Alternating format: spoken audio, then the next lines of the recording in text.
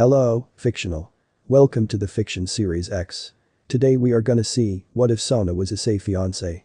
Part 8.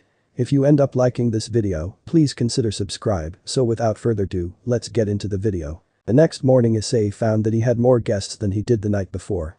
Or rather he was hosting a meeting because of a need for secrecy. After recording a copy of Diodora's conversation with Shalba, Vali had approached Azazel and shared his find with the fallen angel. Azazel in turn shared it with the four Satans. Because they had to handle things carefully to avoid tipping the scales and showing their hand to the old devil's faction, the faction leaders had decided to deal with it in secret. So when Issei and Sona sat down to eat breakfast after seeing off Sarayarg, they found company in the form of Ajuka, Surzichas, Azazel, and Vali. The White Dragon Emperor shared his find with the two, who weren't really surprised. Issei explained why they weren't shocked to hear the news. Honestly, I figured he was up to something. Last night when he approached us, he may have had a valid reason because he was asking if we knew anything about a person he was looking for, but the entire time Sona was answering his question he was staring at my peerage, and I especially Zophiel and Kalwerner. Before coming I spoke with Michiel about a theory I had, after seeing Diodora's peerage if I'm right, he's only interested in them because Zophiel now has Twilight Healing, and Kalwerner for a reason that has Michiel pretty mad for once. Azazel commented. He continued on by mentioning that Kalwerner used to be a foot soldier for the angels, but she had fallen shortly after he did. She chimed in mentioning she fell because she raped and abused by a devil. Despite no longer being welcome in heaven because of the Great War, she was allowed to keep her sword so she could at least defend herself. Issei wanted to ask how Diodora figured that out and why it mattered, but the moment he went to open his mouth, it hit him. As he realized it, Issei felt his blood beginning to boil. His friend was being targeted by a sick and twisted bastard. Diodora has been going around and causing holy maidens from the church to be excommunicated so that he can claim them for his peerage, hasn't he? He wants Kalwerner because he realized she used to be an angel. I'm going to crush him and I'm going to enjoy every moment of it. Sona, for her part, was just as pissed off as Issei, but she was shocked when she heard he was going to make it personal with Diodora. Issei may be protective to a fault, but he was not normally so vindictive. Though she put the concern about that aside as Surzichas started speaking. Of course. We have to be careful about this, so we'll let things continue as planned, but since they're certainly setting a trap, we'll have to set one of our own. But Diodora is pretty powerful, and so is Shalba. If he shows you wouldn't be able to win. Luckily we've got 2 weeks to prepare. Issei nodded, a serious look in his eyes as he turned to Vali. Remember what we were talking about the other day? Go for it. Vali nodded and left the room to summon a few more guests. Surzichas and Sona were confused, but Issei ignored their questions about it as he called not just his peerage, but his 2 familiars as well. After explaining the situation to them, Vali returned to the room. Kaneko, Kalwerner, you two are going to be training with a few friends of Vali's. He'll be going with you, Kaneko, so he can help explain things better and soothe things over, but after that he'll probably be joining me. Bova, go to your dad and ask him to train you. Garen, I'm not really sure we know anyone that could help you, so I have no idea who can train you. As for me, Tiamat, we're stepping things up. That means Zophiel will be with us, since I have no doubt I'll need her healing at the end of the day. Issei ordered as he looked at each member of his peerage. He didn't assign anything to Sona because he figured she would already be going to her sister for more training anyway. But he was surprised to see Ajuka speak up. I know this may seem strange since he's my younger brother, but if he's truly working with the old devil faction he needs to be stopped. I don't know if you know this, but I'm a master magician. If you need someone to teach you, Garen, I'll do it. The next person to speak was Bova. Considering someone was targeting his fellow peerage member, he was significantly pissed as well.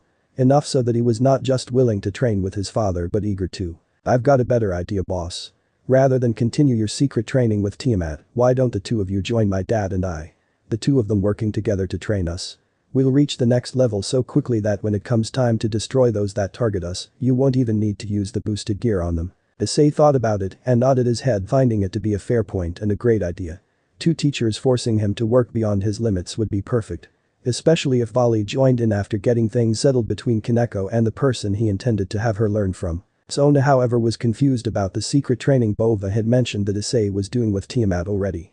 But she figured that could be discussed later as she stood up and activated her magic circle. I'm going to see if Big Sister is willing to help me. Issei nodded at that as he stood as well, moving to plant a kiss on Sona's forehead before stepping back so she could leave to find her sister.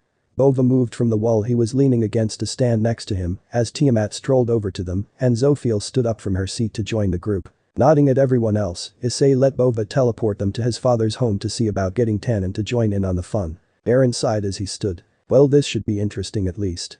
I've heard a lot about you, Lord Beelzebub, so I look forward to learning from you. He gave a slight bow as Ajuka stood as well, the two following Issei's lead and leaving.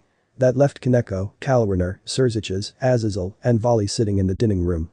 Azazel, having knowledge on Vali's friends, already realized what Issei meant when he told Vali to go for it. Turning to Surziches he spoke. Before Vali's guests get here, you need to hear this as well. With Vali's input he explained the situation behind Kaneko's older sister Kuroka. Thanks to Vali having found the proof to back it up, Surziches had to sigh. Kaneko and Kuroka used to have a high-class devil for a master, though only Kuroka was part of the devil's peerage. However, as far as anyone knew, she went berserk one day and killed their master before running away and abandoning Kaneko. At the time it was a certain power that was blamed by someone claiming that it using that power had driven the girl insane for some reason. But with the evidence Vali had brought, he learned the truth. Kuroka had been letting their master experiment on her, but upon finding out he was going to do the same to her little sister, she killed him. While it wasn't enough to exonerate her from the crime, it was enough to drop the title of stray devil, so she wouldn't be hunted down anymore. Despite this, as an older sibling himself, Surziches understood why she killed their master, especially since from the diary Vali had provided as evidence he learned that the experiment was likely to kill Kaneko in the process. Rising from his position, Surziches left in order to introduce the newly acquired evidence to the Devil Council and get her status as a stray revoked, even though all that really meant was she would no longer be hunted down. Because neither Kalwerner nor Kaneko left the room, they both heard the story. Kaneko had mixed feelings about the fact that Issei and Vali were planning to explain it to her and give her Kuroka a chance to see her again. Mostly because she was deeply hurt by the fact her sister had essentially abandoned her. Sure, now that she was older, having heard the story, she could understand the reasoning behind the fact that her older sister left. But that didn't make it okay, nor did it stop the hurt. Kalwerner, in a gesture of comfort, placed a hand on the white-haired girl's shoulder and squeezed gently. It was her way of showing that Kaneko had friends that cared and would be there for her if she needed it. Azazel and Vali, on the other hand, just sat there. They were a neutral party in the situation because they both had ties to Kaneko and her older sister Kuroka. Meanwhile, Issei and Bova had no problems talking Tannen into helping them train for the upcoming raiding game. Though they did suspect it was because Tiamat was helping. After all, while they were making their way out to the training grounds that Tannen liked to use, the two both mentioned it had been far too long since they last got the chance to talk. Zophiel had chosen to stay back and away from the practice field they were using, so she didn't risk getting hurt by stray attacks or debris that were scattered about from the ferocity she knew was coming. After all, she and Bova were the only two people that knew about Issei's secret training with Tiamat, and that was only because she had to heal him after every session. Though she guessed that healing Issei and Bova every day would increase the speed she could heal wounds at, or maybe even allow her to heal more dangerous and possibly life-threatening wounds. Issei and Bova stood at one end of a massive barren stretch at the base of a mountain. The other end was where Tannen stood, while Tiamat had taken dragon form and was flying above them. Before we get started, I need to ask. Are you going to do any magic training, Master? Tiamat's voice echoed from above as she looked down on Issei and Bova. Issei shook his head as he responded. Kinda. Also, you may be my familiar, but please just call me Issei. I don't really like being called Master. Tannen quirked an eyebrow at that before asking what Issei had meant by Kinda. The answer Issei gave him is that he wasn't going to work on anything involving his devil magic or ice elemental magic. All magic he would work on is the dragon magic he has access to as the host of Drag. So you mean you'll be working on dragon seals and aura techniques at least? Seals, yes. It would be handy to have a few things hidden in a seal that I could pull out in an emergency. Aura no. I've been doing aura manipulation with Drag when I sleep. That's why I've felt your aura fluctuating at night. Tiamat yelled at his words. But Bova just had a questioning look on his face. Tannen rolled his eyes at his son's ignorance, having forgotten that he raised his son to be a brawler and didn't bother to teach him about these other draconic abilities. Tiamat, have already figured that to be the case, took the chance to explain. When people talk about magic, they talk about the kinds that anyone can learn. But dragon magic, it can't be taught to anyone without at least a drop of dragon's blood in their veins. As Drag's host, mace to him. Issei is half dragon, even after being revived by his evil pieces. Some of what is referred to as dragon magic isn't really magic so much as it is a power that only we can tap into. What I mean by that is aura. Every living being has its own aura. You can look at it like a glass of water. Dragons are the only ones that have enough aura to fill said glass. Every other race only has a drop or two, and so they can't do anything with it. Issei took over, giving Bova the explanation that Drake gave him. But he continued and gave examples of what can be done with aura. Everything you can do with aura is done through aura manipulation, which makes it tangible so you can do what you want with it. When I train with Drake, I manipulate my aura into armor to protect me from his attacks. But I can also create weapons with it. According to him, I may even be able to use it to affect the weather after I've trained with it enough. At that point Tannen took over the conversation, reminding everyone they were here to train. But Tiamat promised that at the end of the day she'd work with Issei on learning to use dragon seals. Issei nodded as they began to fight, planning to use today to find where the two teens' limits were. As he clashed with one of Tannen's fists, Issei figured this was the start of his karma for not talking with Kaneko about the training he'd set her up for. Meanwhile, Eren studied Ajuka intensely. Making sure he committed every important detail to memory, he closed his eyes. Taking a deep breath he followed what he had seen attempting to recreate the spell he was being shown. Ajuka had given him the calculations needed to cast it, but without seeing it for himself, Garen was unable to copy it. Unlike the others who were likely to train through pushing themselves to the next level through fighting, Garen was growing stronger by copying Ajuka's work. He didn't need to question why Issei's magic training was different as he already knew the answer. Dragon magic is learned through trial and error. Devil magic is shaped by desire and strengthened by emotions. But all other forms of magic. For all other magic users they could only grow stronger by learning new spells. The power of a spell was determined by the amount of magic used, and a mage could increase their magic container's size by learning new spells. In other words, his growth was dependent on the number of spells he could do the calculations for. Luckily he could take a look at another person's calculations and run through them in his head, confirming them mentally to use a new spell. Of course when he found a spell he really liked, the calculation was recorded in his grimoire for safekeeping. But at the pace Ajuka was showing him new spells he was already planning to make a second grimoire to contain them all. Considering my equation of military supremacy ability that lets me control pretty much everything through the use of equations and formulas, I have never found myself needing a grimoire. Especially since my ability also lets me instantly see and understand the calculations needed to control everything. But I do have to say yours seems to be of a very high quality. Whoever made it must be gifted. I did. Along with the staff I use to create barriers when I need more time to cast my spells. Eren responded, showing the green-haired devil his collapsible staff along with his grimoire. While the stave wasn't anything to sneeze at since it was crafted with extreme care and detail, it was nowhere near as impressive as his grimoire. But his grimoire was unique. Thanks to pop culture influencing things, everyone expects a grimoire to be a tome of some kind. Yet that's not exactly true. Wands, staves, tomes, crystal balls, even jewelry, they were all different forms of grimoires. Anything that is used to channel magic is a grimoire. Garen's was unique. Thanks to his impressive innate ability with magic, he was able to craft a grimoire that could be separated into multiple parts, each one able to do something different. Granted he only knew how to do it thanks to his grandfather Nicholas Flamel telling him it was possible. You have an impressive talent for magic to be able to use so many different types of magic and rapidly grasp the more complicated facets of crafting these spells I've shown you. It's extraordinary to say the least. I would even go so far as to say you have the potential to grow strong enough to rival even the greatest of mages. Ajuka told him as Garen showed the 3 sections of his grimoire and explained what each one was capable of. To start he had a slightly longer than normal wand. Its use was as a focus for his magic, amplifying it and allowing him to cast stronger spells. The next piece was a gemstone that was being hidden as a pendant. It was a type of gemstone known as materia. Its function as part of his grimoire, it provided him the ability to use spells he didn't have an affinity for. In regards to Garen, it was used to allow him to cast fire and ground elemental spells, summoning magic, teleportation magic, transformation magic, and even sealing magic. Except this was only possible due to the fact his materia piece was clear. The color of a materia piece denoted what it was capable of. Even though it was true that all colors enabled elemental magic, clear was the only color that allowed for every element to be cast. Clear has no special affinities, so it could be used for any kind of magic. Blue allowed for illusion and transformation magic on top of providing water-based affinities. Red was the color of fire-based affinities and strengthening magic. Yellow granted earthen affinities, summoning magic, and protection magic, while green provided wind affinities, summoning magic, teleportation magic, and sealing magic. White materia was used for white magic and granted both wind and water affinities. Of course that meant its counterpart black materia allowed black magic and both fire and earth-based abilities. But the last part of his grimoire was the most useful one for the case of training. The part of his grimoire that actually recorded the calculations needed to cast spells. His bracelet that was clasped on his right wrist. Imbued in the platinum it was made of was a special spell that recorded the calculations for the spells he wanted to store in his grimoire. Once removed and attached to his wand it acted as clasp that would hold the materia gemstone. Together all 3 pieces became a scepter. It's a shame you've already stored so many spells in it.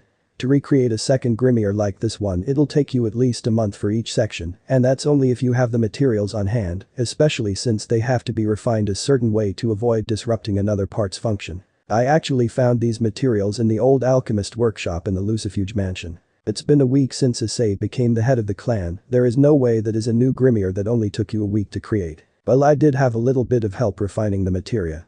But the platinum for the bracelet and the ash wood for the wand had already been treated and refined for use in crafting. Not to mention I didn't think it was possible to split up a grimoire like this till I mentioned the materials to my grandfather. Ajuka was silent at that, especially once he remembered that Garen was the grandson of the great wizard Nicholas Flamel. Nodding his head at Garen's words, he sat down, questioning just how far Garen's skills would grow through their training. Meanwhile, once again, damn it Serafol. That was really cold. Sona shouted at her older sister.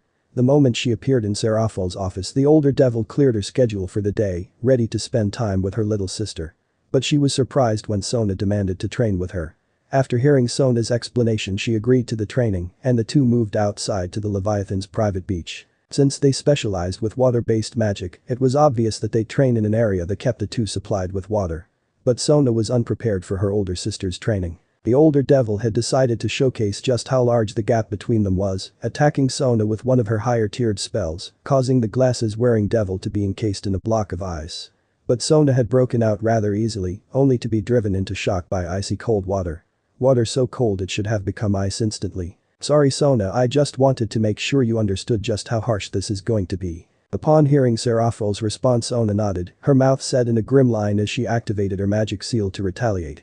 Hoping her actions would show she didn't care how tough her training was. Meanwhile, last one, Bali's friends that he called had finally arrived.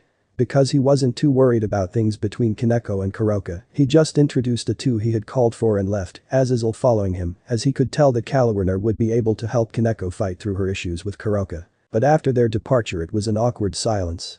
Kaneko and Kuroka were staring at each other, Kalawirnar was looking over the short white-haired girl with concern in her eyes, and the person he had called for to train Kalawirnar was looking on the entire situation, but being respectful by staying silent. Eventually the silence was broken as Kaneko spoke just one word. Why? Kuroka gave a sigh as she looked at her younger sister. I assume you heard why I killed our former master, so you're asking why I left you behind. Well, I knew we'd be on the run, like, no. I understand that part. Why does it still hurt to know you chose to leave? Why does it still hurt to have been left behind? Kuroka's eyes widened at the shout from the white-haired girl that interrupted her reasoning. She reached out a hand towards her younger sister, intending to pull her into a hug and comfort her, but the white-haired girl flinched away and ran off. Kalawirnar stood to follow, though she turned to the two guests that Vali had called for and spoke a quick apology. I apologize for how things have gone so far. I'll try to calm her down, but I don't think she'll be willing to do much with you today. Kuroka let out a heavy sigh, disappointed that things weren't going to be as easy as she hoped. Her companion that was brought in to help Kalawirnar shook his head and chuckled at her. Nothing worth it is ever done easily. Oh, shut up, Arthur. She muttered, unwilling to agree even though she knew it was true. Since his aptitude for learning new spells was extremely high, it had only taken a week for Ajuka to teach Garen all the spell he had intended for the team to learn. But with another week before the raiding game against Diodora, he felt there was more to do. So after pressing the older devil about it, Garen's training had switched gears from increasing his magic pool and spell list. Now he was getting battle experience. By that we mean Ajuka would give him a scenario, and Garen would have to use spells that fit the rules he was given, while sparing with the older devil, who would occasionally call out and change the rules. We're in a scorching hot desert fighting one-on-one, but there's an army on either side. Large-scale attacks would harm your allies as well. Ajuka shouted to him from across the field they were sparring in, having fallen back after finding that Garen's spells were devastating in close-range situations. Thinking about the new rules he had been given, Garen decided ice and water elemental magic was off the table, as the heat of a desert would make them useless for anything other than massive spells that covered a large area. Even though it was a fast decision, he was still too slow in thinking of his counter, and Ajuka had taken advantage using summoning magic to create a human-sized clay golem. But Garen didn't know that Ajuka had layered his spells, so that not only had he summoned the clay construct, he had reinforced its defenses and given it a speed boost. The green-haired devil had almost given it a power boost as well, but decided against it after a moment, choosing instead to rapidly fire off a few spells to give his golem a chance to get close. This was because he knew the golem wouldn't be able to get a hit off on the dark-haired teen if he didn't use a few spells to distract the boy. But he was shocked to see Garen doing something new in response. Rather than was precious time defending himself, the blue-eyed teen cast a spell to increase his speed, dodging the magic that had been flung his way.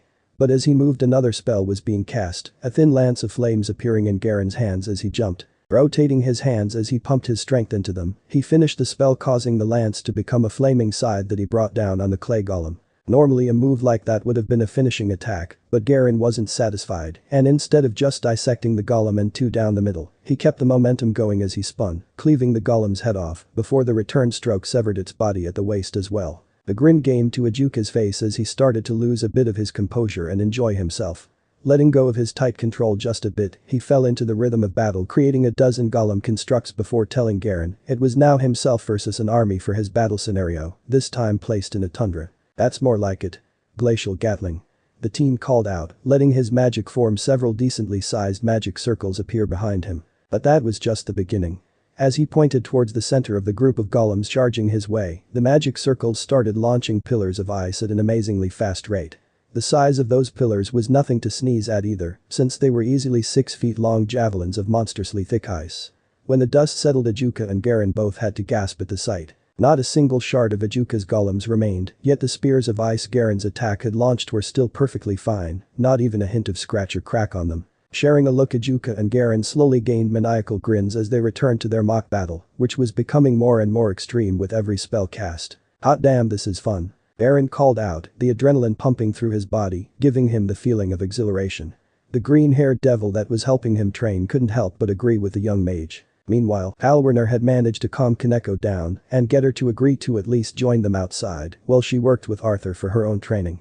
The white-haired girl wasn't sure she was ready to do anything with her sister, nor was she sure Kuroka could teach her anything that would be useful as a rook, since as far as she remembered, the older Nekomata was a bishop. Over the course of the first 3 days, she slowly started to respond to her older sister, something Alwerner noticed despite her own training. After opening up just a bit with Kuroka, the young catgirl almost lost her temper when the older catgirl called her by her birth name, which is Shirin. Luckily, she managed to calm herself and explain the fact she never wanted to be called that name again. Ever since Ria's brother defended me from the Devil Council for your actions, I have been Kaneko. I had to leave Shirin behind in order to move on. That name is not me. Not anymore. Kuroka understood. The council had ordered that her little sister leave every aspect of her former life behind and start again. Nodding slowly, she apologized for calling the white-haired girl by that name. After that, they were cautious with each other, Kaneko all but shutting the older girl out and Kuroka trying to make Kaneko smile and look up to her like she had all those years ago. Things went on like this until Arthur and Alwerner had had enough. Neither one of them were really into the training, both being half-hearted in their duels as they kept an eye on the two. Damn it, I've had enough of this. Arthur mumbled as he walked up to the two Nekomatas. Alwerner followed him, intent on giving her 2 cents on the matter. Alright you two, enough is enough. We're supposed to be training and none of can fully focus because of this. Look, I understand it's hard for you Kaneko, and I'm not going to tell you how to feel or anything like that. But Kuroka is at least making an effort to make amends for leaving you. Meet her halfway. As for you, the blonde man said before turning to look at his companion and continuing his lecture. Kuroka, you can't make things go back to the way they were. Rather than focus on the past, you need to think about what's happening right now and what will happen in the future. Alwerner nodded along with him, noticing the frown from Kuroka and the look of frustration from Kaneko. She went to speak up, but Kaneko beat her to the punch. We're here to train, so fine. I'll stop completely ignoring her, so let's get to work. The white-haired girl said as she stood up and stretched, making to push Arthur and Alwerner back into the training grounds for a 3-way fight. But Alwerner didn't budge, instead she gave Kaneko a soft look. Issei arranged it so you'd be training with your sister, not Arthur and I. I can't. Kuroka's a bishop and I'm a rook. She doesn't have anything to teach me. The short girl replied, pointing out the fact her sister as a bishop was more of a magic user than a melee fighter like herself. But Kuroka was quick to correct that thought. That's not quite true, I can teach you Senjutsu after all. Kaneko's eyes went wide as she heard the word, backing up and even hissing at the idea. Alwerner wasn't sure what brought that on, as the short girl actively hid her Nekomata nature. The only reason anyone knew she was a Nekomata was the fact that they could faintly sense it. Because Kaneko suppressed her instinct and cat-like nature so deeply, anyone who could sense it from her would just assume she's distantly related to one, rather than a Nekomata herself. Look, I know that you heard Senjutsu being blamed by the Devil Council for why I murdered our former master. However, those idiots don't know how to use Senjutsu, let alone how it actually works. Kuroka told her younger sister, though she wasn't smiling just yet. After taking a breath, she continued to speak. Senjutsu is, well, they aren't exactly incorrect to call it dangerous to its wielder, but not in the way they think. It doesn't drive you insane or anything like that. It's a power that was created in an attempt to replicate a special ability of dragons. To explain what she meant by that, Kuroka had to give an example for how Senjutsu works. First, she stated that all living beings have an aura, even non-sentient life has an aura. But not all life forms can access or use their aura, the only ones to do so are dragons. If we look at our bodies like a cup, dragons are the only ones to have more than a drop or two of aura inside them. Well, Senjutsu was created as a way for other species to be more like dragons. However, it is impossible for us to ever match a dragon by using Senjutsu. Haneko, while listening, wasn't really interested as she was still on edge with the idea of learning Senjutsu, but Arthur and Kalwarner were paying attention, enough so that Arthur was willing to ask why it would be impossible to match a dragon with its use. Remember how I said we can look at our bodies like a cup? Well, that doesn't really apply to dragons. For example, let's say a human is a shot glass, which can't hold as much as, say, a regular cup, which is what a Nekomata would be in this case. Dragons. No matter what, even the dragon with the smallest amount of aura among dragons is a pond in size compared to the rest of us. You're saying we can only use Senjutsu to fill up our cup then, but because our cup is smaller than a dragon's we'd never be equal to one. What about if a person uses Senjutsu to overflow their cup? Arthur asked, a thoughtful look on his face. Your first question, yes, that's exactly what I'm saying. As for your second question, well, that's why Senjutsu is dangerous to its wielder. If we try and fill the cup beyond what it can hold, the cup breaks. In other words, using Senjutsu to increase our aura too much is damaging to our body. Not to mention it's extraordinarily taxing to do for extended periods of time. Haneko was still apprehensive about learning to use Senjutsu, but she was at least a little more willing to try, now that she had heard the truth about it. That apprehensiveness was more because of the fact that she understood how Senjutsu is preformed, without Kuroka explaining it. A Senjutsu user is someone who manipulates the nature around them, drawing the aura out from their surroundings and linking it to their own. That meant a battle of wills between the person using the technique and the life that the aura is being drawn from. This is what the Devil Council meant by the fact that Senjutsu could drive a person insane, and Kaneko instinctively knew it. Meanwhile, again, I must say, she's done far better than I expected. The woman with piercing lilac-colored eyes spoke with a proud smile on her face. One that was both matched and exceeded by the smile on her companion's face. Yeah, Sona's making huge strides to keep up with Issei. But even I was surprised when after a few days she asked if I'd tag team train her with you, mother. The second woman spoke as they watched a now temporarily unconscious Sona. After Surziches and Azazel shared volleys fine with Issei and his peerage, Sona knew that her fiance would do everything in his power to grow strong enough to stop the plans that Diodora was making with the elder devils that made up the old devil faction. So she was determined to grow stronger and stand beside him, hopefully as an equal. After all, he was risking his life, and she couldn't stand to stay behind on the sidelines of his fights any longer.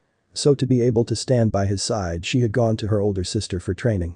But after a couple days it was clear to the glasses-wearing girl that she needed her mother's help to control her eye magics. Approaching her mother, she begged the older devil to join in her training sessions. Despite the fact she and her husband are distant with their daughter, the lady of the Citri household really does love her. After hearing her youngest child beg to be trained to stay beside her future husband in all endeavors, she caved and began teaching her daughter the magics of her birth clan. You know, I don't think she even realizes just how much she's grown since meeting that young man. Lady Citri commented as she recalled the shock she felt upon seeing her youngest daughter using a teleportation spell without a magic circle, just becoming water before flashing away. Not that she was able to get out of the way of the attack that she was trying to avoid, which was her current reason for being on the ground out cold. I didn't know she could do that. I bet she doesn't know it either. If I'd have known about it, I might have tried teaching her how to mold her water magic into ice magic like mine. Serafal stated, having guessed what her mother was referring to about Sona's growth. No.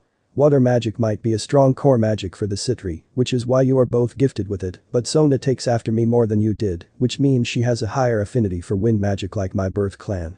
Focusing on water magic like you would be putting all of her eggs in one basket, as the saying goes. I'll teach her wind magic, which should lend itself to helping her with the eye magic she has. After all, her Jisai has the same ability my grandmother had. Once she gets used to the feeling of using wind magic, she'll be able to use her Jisai to use wind currents as a focus for clairvoyance. The older devil explained to her first daughter. Serafal for her part just nodded, as she knew no matter how strong Sona became, her specialty would never truly lie in combat. Sure, Sona could become a force to be reckoned with, but Sona was not born to be a fighter, not with her high level of intelligence. If their mother could help her learn to harness the power of her Jisai magic, it would take her tactical abilities to new levels. As she finished that thought, a smile came to her face again as Sona stirred. Damn. I didn't quite make it. She mumbled as she sat up and rubbed her head. No, but do you know what you did? Zerafel said, her tone calm so as not to betray just how excited and proud she was. Sona just shook her head, waiting for a mini lecture on what she'd done wrong.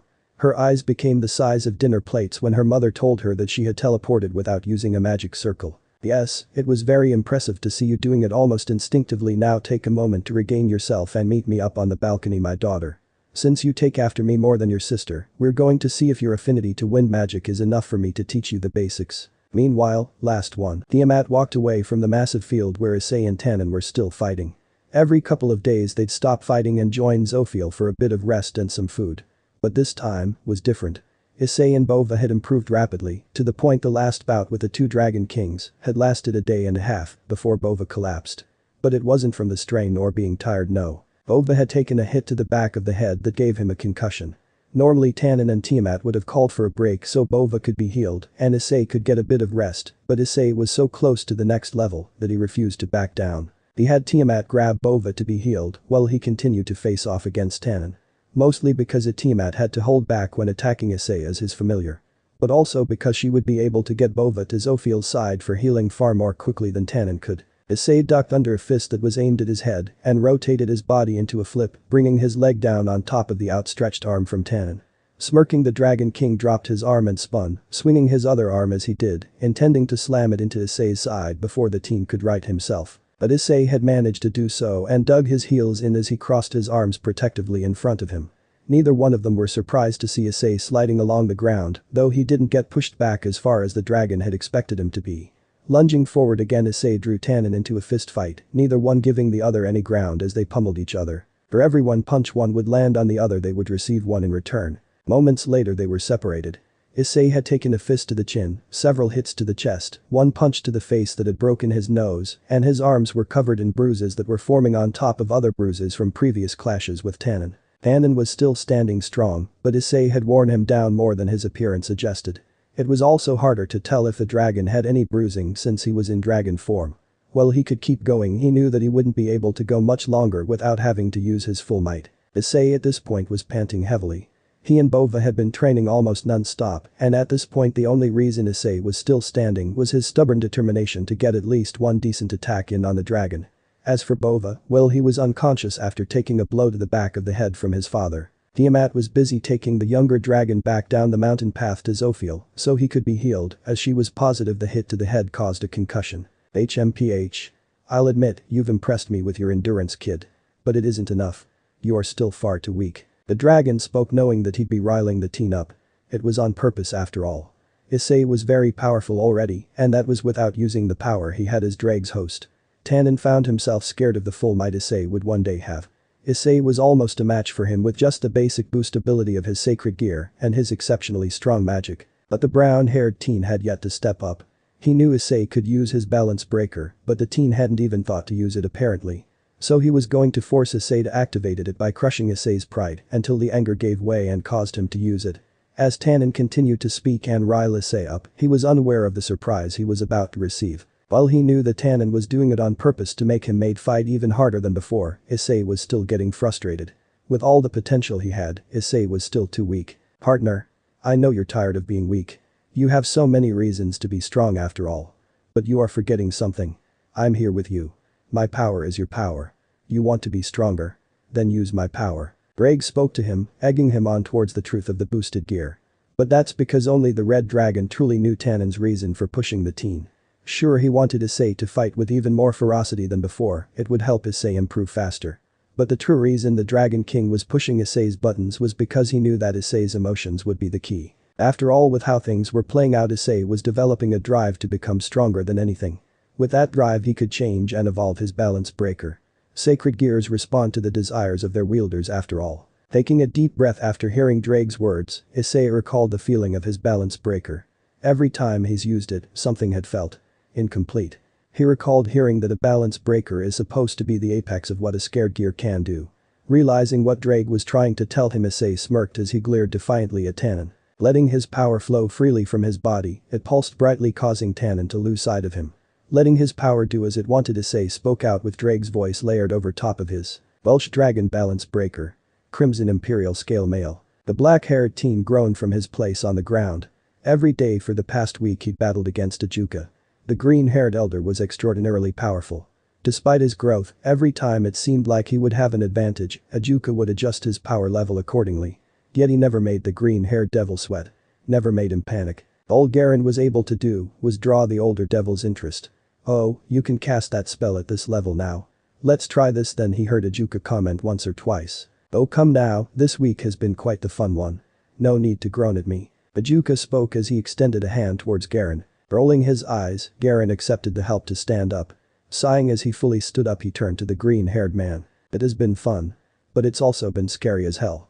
When it comes to fighting you're such a monster. I'm just glad it was training and not an actual life or death fight. I'm not that bad, am I?" Snorting at Ajuka's response, Garen just asked the older man how much of his power he'd been using during the last few days of their training. "You shouldn't try to compare yourself with me just yet. Ajuka, we both damn well know that you are ranked in the top 10 strongest beings.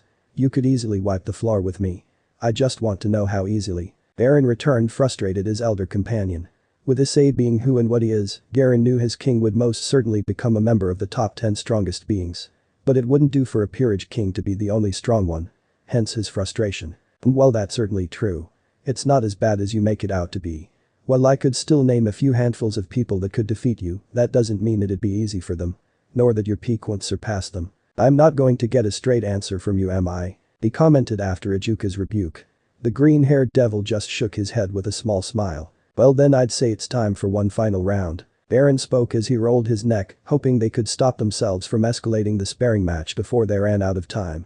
After all, they were only going to have a day to rest from training before the raiding game with Diodora. That it is. But before we begin, I want to remind you it takes time to reach your true potential. Just because it's rather easy for me to win right now doesn't mean it always will be the case. Nodding his head, Garen closed his eyes and calmed himself.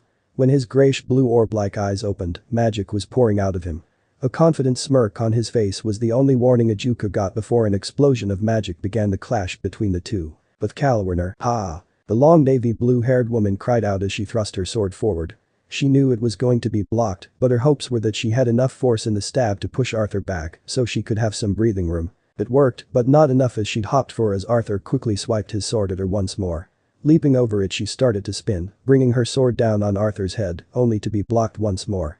However, she was expecting that and pushed just a bit more force into her blade, using the two swords as a spring to launch herself away from Arthur for a bit of breathing room. Normally a tactic like that would be a great idea, especially if it was to gain some distance between yourself and your opponent.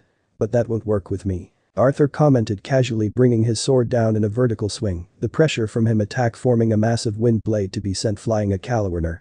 Despite the boredom he was feeling, Arthur had a pleased smile on his face as he battled with the fallen angel turned devil. She was tenacious after all, and it made helping her become stronger all the more worthwhile in his humble opinion. For her part, Calwarner just barely managed to block the wind blade. Though as she did so, she noted that if she hadn't been so exhausted, it would have been child's play. Panting, she planted the tip of her sword in the ground and leaned on the blade slightly for support. "I'm very impressed, you know.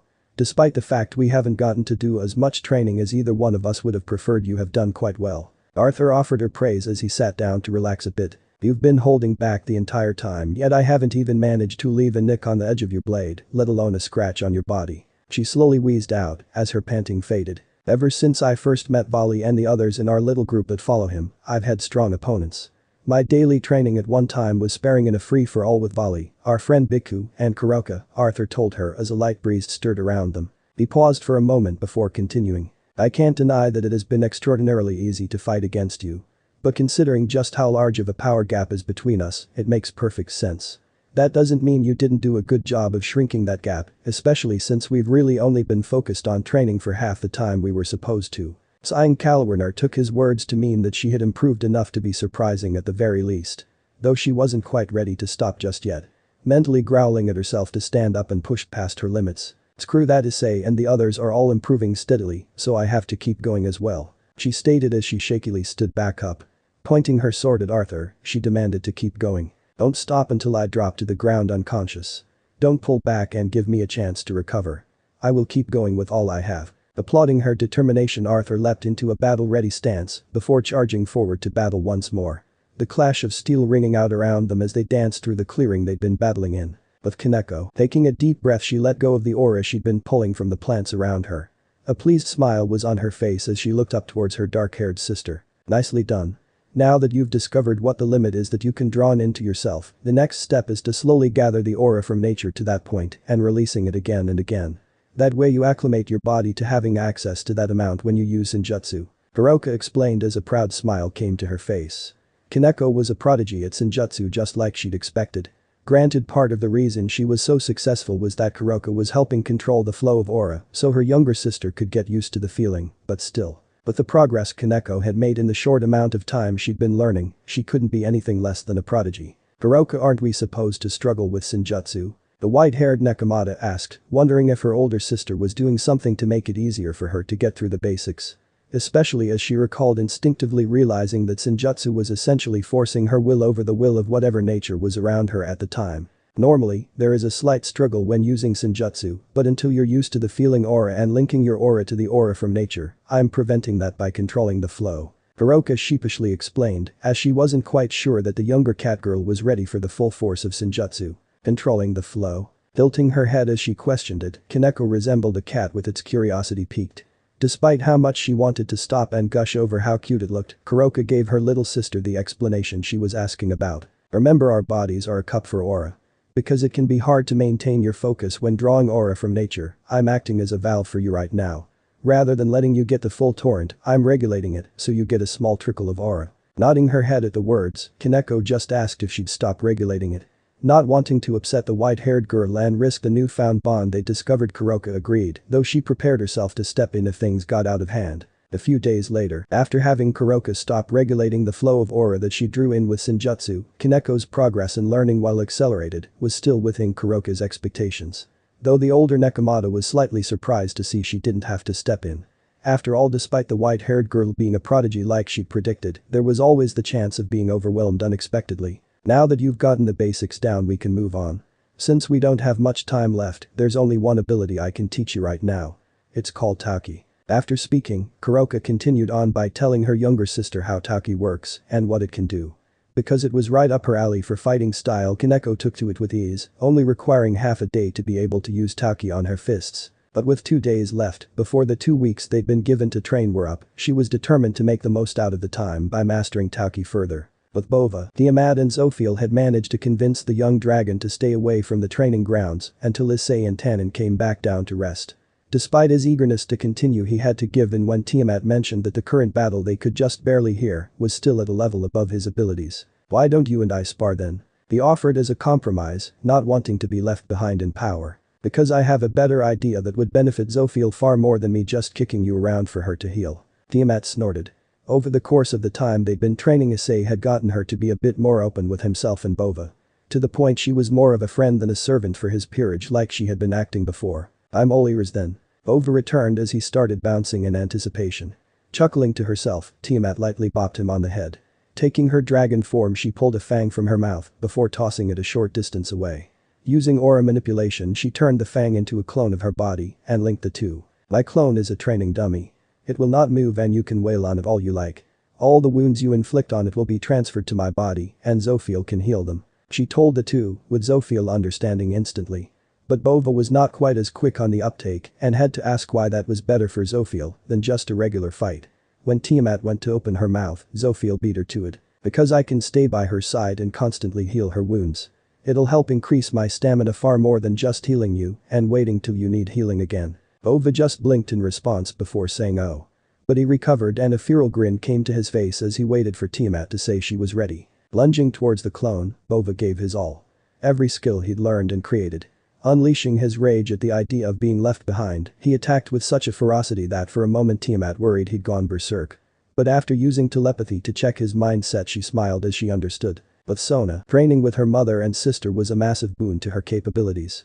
She was on the cusp of learning to manipulate her water magic into ice magic. As her mother had told her before, her affinity for wind magic was higher than her sister's, much higher actually, as after just 4 days she was able to take her newfound knowledge and apply it to her Jis Eye and finally master it, thus making it so her Gorgon Eye was the only power she had trouble controlling. But with her training progressing as steadily as it had been, she was confident that it would be a matter of days before she mastered it enough to have complete control. Thanks to the increase in abilities, her growth was so drastic that Serafal and their mother were both shocked. Having learned early on that their mother wasn't a battler, she quickly set up a new schedule so that she could learn more from her mother before going to battle with Serafal to gain experience. Though she didn't get involved in the fights after that, their mother still eagerly watched Sona's progress. Even though Serafal was still holding back quite a bit, the fights were slowly becoming more and more equal on both sides. Not just as the days went by, but as each fight ended, since every time Sona would lose she'd take a 5-minute break before starting a new one. They knew she was a genius, but with 2 elemental affinities, her intelligence was really showing in her battle strategies. Using her wind magic to create a windstorm, she bolstered its power by standing in the middle and using the force from the wind to launch exceptionally fast and sharp blades of water that were created through her water magic. Intending to trap Serafal, Sona created a massive ball of water and threw it at her older sister.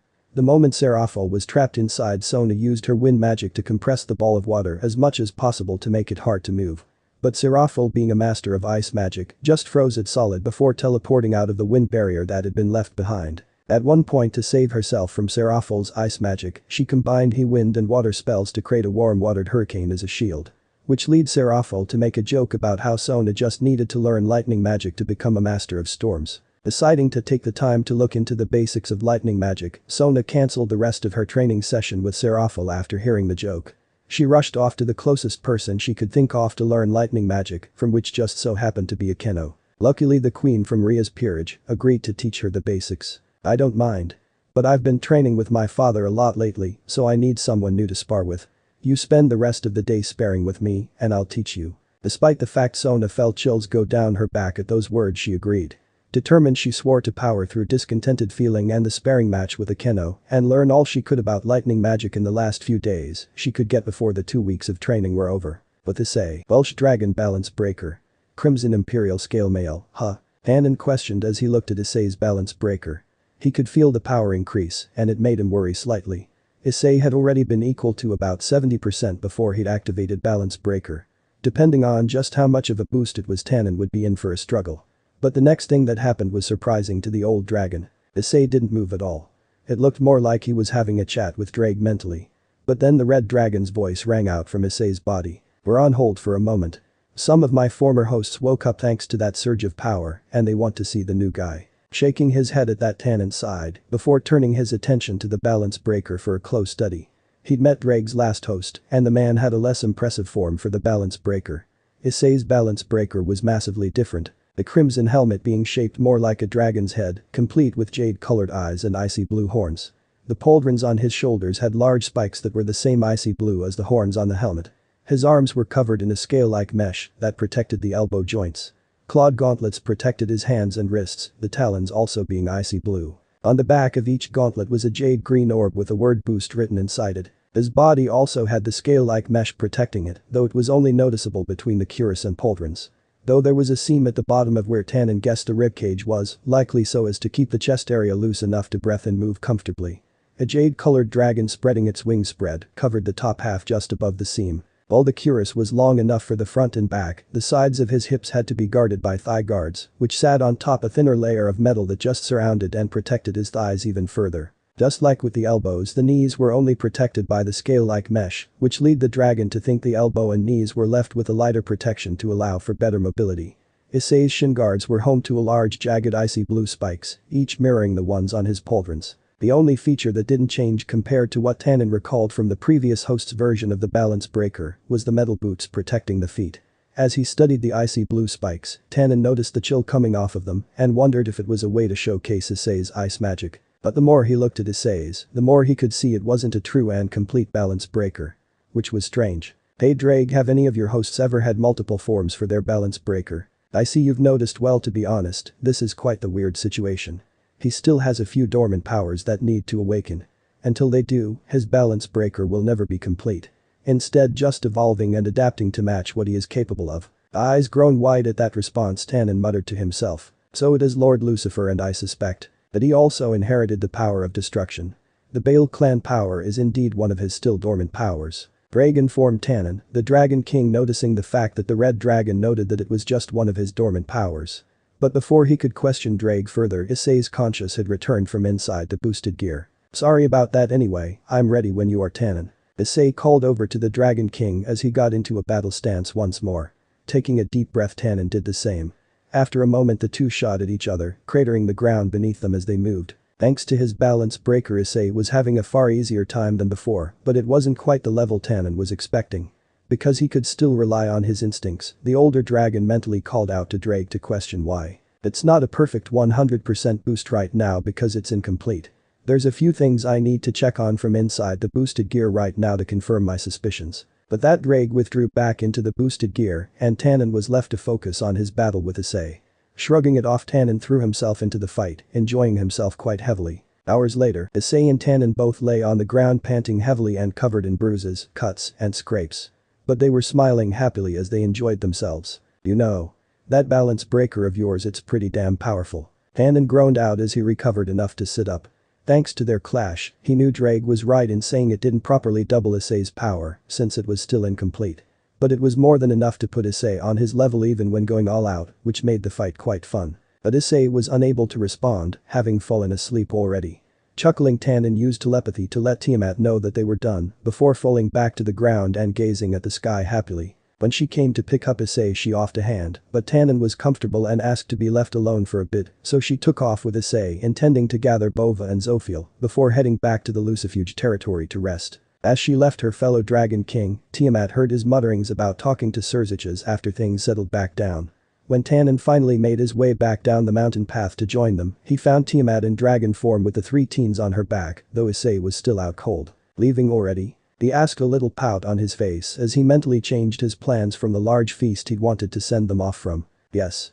Issei may be unconscious, but as the king of his peerage, it's his duty to be the first one home to greet the others. Tiamat answered, right before getting a pat on the back from Bova as a signal that they were all situated comfortably and safely on her back. Nodding in farewell to her fellow Dragon King, Tiamat flapped her wings enough to get airborne before directing herself towards the Lucifuge territory. End of the part 8. So how was this story? I hope you like it. And if you like it, share this story with your friends and like the video too. And don't forget to subscribe our channel for daily awesome fanfiction. Okay, it's time for me to go. Bye bye.